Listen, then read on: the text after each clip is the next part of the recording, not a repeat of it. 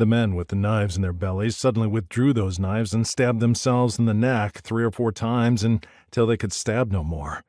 They simply lay there and bled as Cord turned to his stunned group of friends. "We need to get out of here," he said quietly, "before the cops come. Quickly." No one moved. They stood there, eyes wide at what they'd just seen. Colt, who was closest to Cord, grabbed him by the arm. "What in the hell just happened?" he asked in awe. "What did you do?" Cord looked back at the men bleeding out in the alley floor. "They protected us," he said simply. "We really need to go." "Protected us how?" Fox was at Cord's side, his handsome face seriously. "What did we just see, Cord? Hypnosis of some kind?" Cord scratched his head. "No," he said reluctantly, looking at the curious group. "Can we just get out of here, please?" "Not until you explain," Fox said. He was serious. No one was moving. Not really. Exasperated, Cord sighed heavily. "Fine," he said. "I did it to save Colt's life. The guy was going to kill him."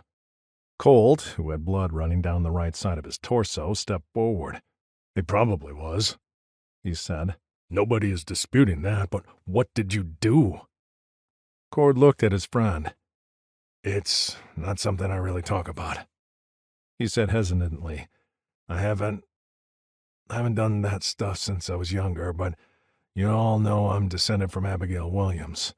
When we all started talking about our families and stuff, I told you guys that I was descended from one of the chief accusers of the Salem witch trials." "You did?"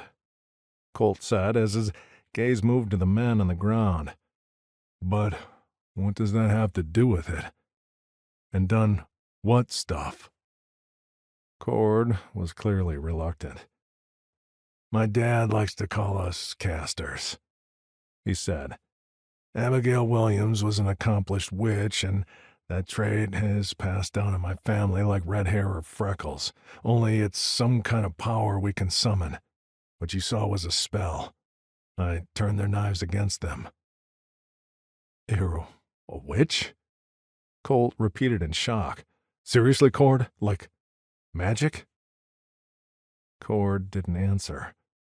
He just started walking, very quickly, and the others instinctively followed. They came to a walkway that led out onto the street, and, nearly running, they headed up toward the main road. "Yeah, like magic," Cord finally said as they came to the main avenue. "You saw it. I can't explain it more than that, but I wouldn't have done it if I thought I could have gotten out of that without Sheridan missing a kidney. Just do yourself a favor. Forget you ever saw it." "Wait," Ethan said as they began to walk, very quickly, toward the area with the car park.